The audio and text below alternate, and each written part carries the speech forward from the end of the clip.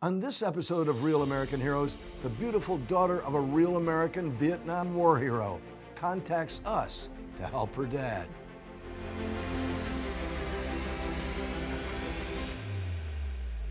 Welcome to this edition of Real American Heroes. I'm Oliver North, and our guests today are Bill Klobas and his daughter Casey.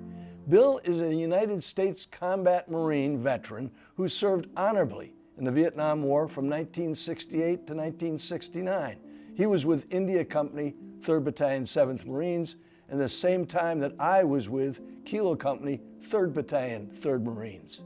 Bill returned from Vietnam to San Francisco in 1969, suffering with undiagnosed and therefore untreated injuries. Decades later, he opened up to his daughter Casey about his wartime experience and how he felt completely broken by post-traumatic stress. In March this year, Casey contacted us and described the bureaucratic hurdles her father had faced in getting treatment and the Purple Heart he deserved. Bill and Casey, welcome to Real American Heroes. Thank you, Colonel. We're happy to be here. Thank you. It's an honor to talk to you in person. Bill, describe for our viewers what happened to you in Vietnam in April of 1969. We had been on Operation Oklahoma Hills for 2 months. We went out into Charlie Ridge on the 1st, 2nd, or 3rd of March.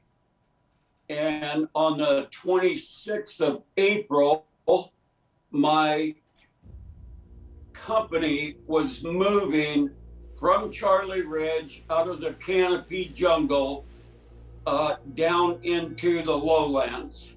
The whole time we were on Charlie Ridge, as you know, I'm sure you do, the Viet Cong and NVA are keeping track of you everywhere you go. Someone's watching you the whole time. They know how many of you there are, they know where you are, they know everything about you the whole time we're up there. And we found hospitals, we found a whole bunch of underground bunkers with beds for their soldiers. We found one hospital with a lot of supplies and stuff. So we were at the end of Oklahoma Hills. We spent 2 months up in that canopy jungle. And we were coming back into the foothills, and 3 or 4 sniper teams had followed us back down, and they were above us waiting for us to get into the open. As soon as we got into the open, they opened up on us. I remember their shooting, but I didn't know where they were. I knew they were above us, but I had no idea where they were above us. The lieutenant called a ski to call in 155 artillery from Hill 65, which is a hill that we were actually headed to on foot. We could actually hear the 155 boom on Hill 65, and then maybe a second and a half, 2 seconds later, could hear the whistle of the round coming. It came over our head and hit above us. And it looked to me like it hit about where the firing was coming from. So he told Ski, drop 50 and fire for effect, which meant the next rounds coming were going to be HE rounds. Between Ski and Hill 65, someone screwed up and dropped 500 instead of 50. Put the first HE round right on top of me. All I remember is the whistle. I heard the boom, I heard the whistle, and I thought to myself, because in the 10 months I had been there, we had called in artillery, what they call danger close. And in other words, on top of ourselves, basically. So I knew when I heard that whistle, I thought, oh my God, it's gonna hit me.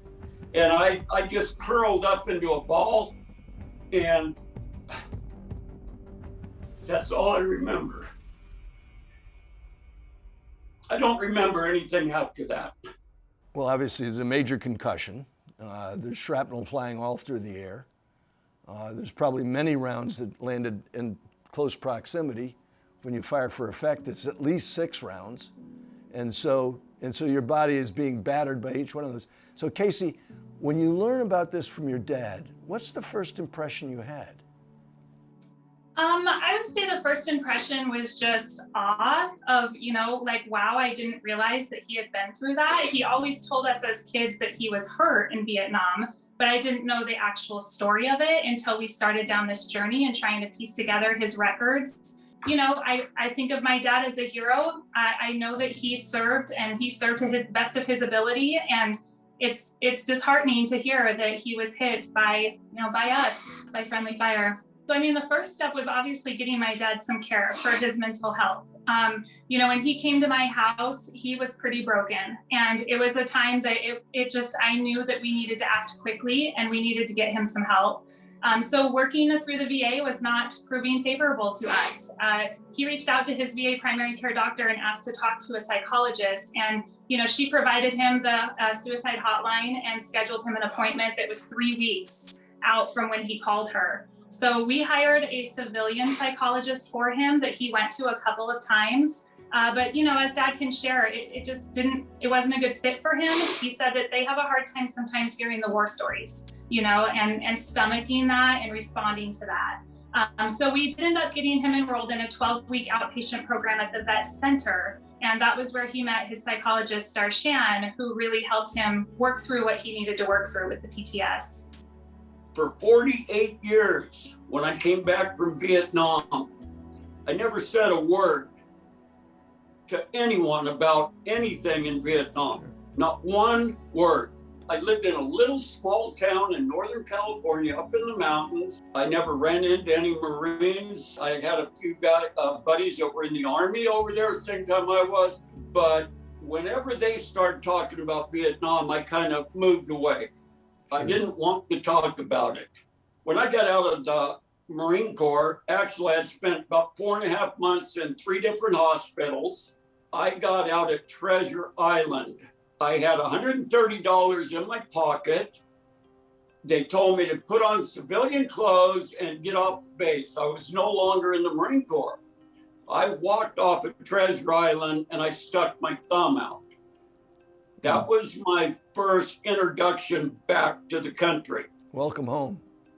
Yes, yeah, exactly. But anyway, so we were told in the hospital that when we got back to the United States, don't do a lot of talking to civilians about Vietnam. And we heard, it was a bad thing to talk about it, a bad wound on our country and all this. So I didn't.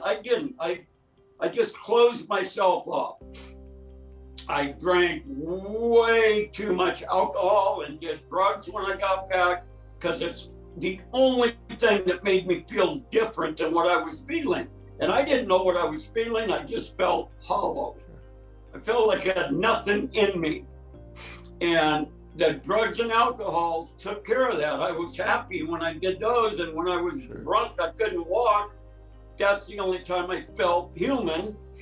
And then when I met my wife, I got off of that and started a family. And you just work and you raise your family. The only thing I remember of Vietnam are 5 or 6 horrible things. Those are in my mind like they happened yesterday morning. I can close my eyes right now and bring every one of those back like I'm looking at it right now. Sure. But everything else for 10 months, I remember nothing of it, faces, names, nothing. So about every 8 or 10 years, I had these moods where I would leave work, I would come home, I would have to just go in my bedroom, shut the door, put my head under a pillow, and lay there for 2 or 3 hours. I didn't want to talk to anyone. I didn't want to see anyone. So as time went on, it got worse and worse. But I knew that I had to put that out of my mind and raise my children and make money for my family. And that's kind of what kept me going. So he's finally getting treatment decades after the war for the PTS, and it's real. I know it's real. I've been diagnosed with it. I've got lots of Marines with whom I served who are benefiting now from the attention it deserves. But there was another problem too. The Marine Corps records didn't reflect the fact that your dad had been wounded. Correct. Yes. And, he was treated when he was medevaced out that day on April 26, 1969. He was medevaced to the USS Sanctuary, which was the naval hospital ship in Da Nang. And when that ship was decommissioned in the 70s, they purged all records. And so the only records that I could find were the death logs, which do not have patient information. So we had a very difficult time proving to the awards branch that Dad was treated by a medical officer, which is, of course, as you know, a requirement for a Purple Heart medal. And that's really where his eyewitness comrades came into play for us. How did you guys find Al Marino and Richard Ewer, the two eyewitness comrades who solidified your account of what had transpired in Vietnam? The way we found Al and Ski is when my daughter had been working through the VA to get me increased compensation for PTSD and TBI, which had never been diagnosed because they didn't know anything about it for 30, 40 years after I got out. But anyway, so my daughter called me and said, Dad, I've been looking at your records, and when you got wounded in Vietnam, you were under enemy fire. You should have gotten a Purple Heart for that. And I told her, I said, Casey, don't even go there. Don't worry about it. She'd been working 2.5 years, 20 hours a day on this deal with the VA. So I said, don't even worry about that. Well, she called me the next day and said, I'm going to get your Purple Heart. So I said, okay, whatever. She also told me a couple days later that the sanctuary had gotten rid of purged all their records and everything. She goes, the VA told me, or the metals department told her, the only way we can do this is if you have two eyewitnesses to the account, because there are no records of it. Well, when she finally got my C file and went through it, there were records in my C file of it. It explained that I had got hit by a short round, 155 high explosive short round, blew me through the air. I was unconscious at the time. I didn't know anything. I don't even remember him loading me on the medevac chopper. So I said, well, there's no way after 50 years, Casey, I'm going to find anybody. I don't remember anybody. I don't remember names, faces. So that's impossible. The next morning, I sat down on the couch, drinking my coffee. I went on YouTube and I thought, something told me that there might be a chance on YouTube. I typed in Operation Oklahoma Hills, 1969, Vietnam, India Company, 3rd Battalion, 7th Marines. A video came on that was 7 years old. And when I went up to hit full screen on the video, I missed the icon, dragged my hand back. And when I did, I hit the comments.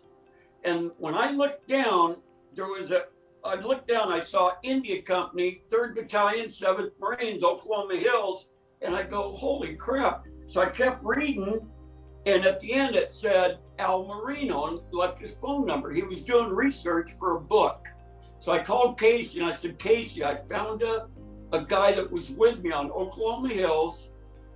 He's doing research for a book, but I don't even know if he's alive because his comment was put in there 4 years earlier. And should I call him? She goes, yeah, call him. I said, well, what if someone answers and he's not even alive anymore? She goes, Dad, call him. So I called. Holy crap. Al Marino was the first guy that got to me with the corpsman and dragged me out of the open, away from the sniper fire, until a chopper could get there. And lo and behold, he said, do you remember Ski? And I said, no. Ski was a radio man that called in the artillery. Al had just talked to him months earlier about his book. So I go, Al gave me Ski's phone number. I called him and he said, my God, I don't believe it. Al dropped the phone because they all thought I had died. When I got medevaced away, they asked the corpsman, how's he doing? And the corpsman shook his head. He goes, they never heard from me again. So they thought I died. 50 years later, Al Marino gets this phone call, drops the phone, and he goes, holy shit, Rocket Man, what the hell? How did you get all this? So That's how that happened. That was some kind of divine intervention. Think about it.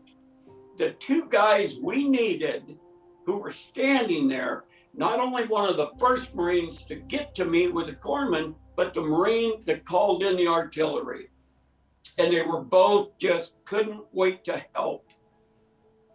Well, I do believe in divine intervention. That's why I'm still alive. Casey, where did you find the willpower to fight these bureaucratic battles? I mean, I guess it just came from principle. You know, I knew that what we were fighting for was right. I knew that the Purple Heart was something that he deserved, that he earned. I mean, it's not a medal that people want, right? It means you were hurt. It means you were wounded in combat. And so I just knew that it was something that hopefully would help bring him a little bit of closure. I hoped that by getting the Purple Heart for him, it would help him to solidify, you know, his service time. And to know that it was okay and it was brave to reach out for help when he did.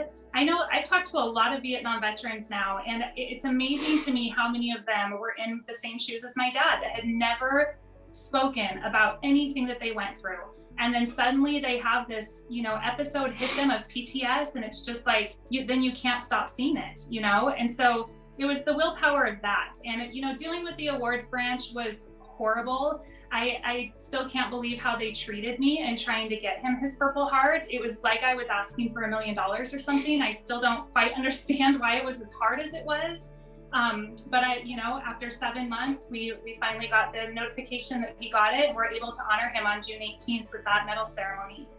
Well, I'm glad you did. And I'm grateful for the fact that you got a father-daughter team right here that does the right thing in spite of all the odds, and that you well represent your generations. Bill, I'm grateful for your service. It turned out, after Casey contacted us, that you and I were in Vietnam at almost exactly the same time. Many of the places that we've heard about in this conversation are places I know well, and my hope is that you continue to get better, and that the good Lord continues to bless both of you in all that you've done. Thank you for taking time to join us. Thank you so much.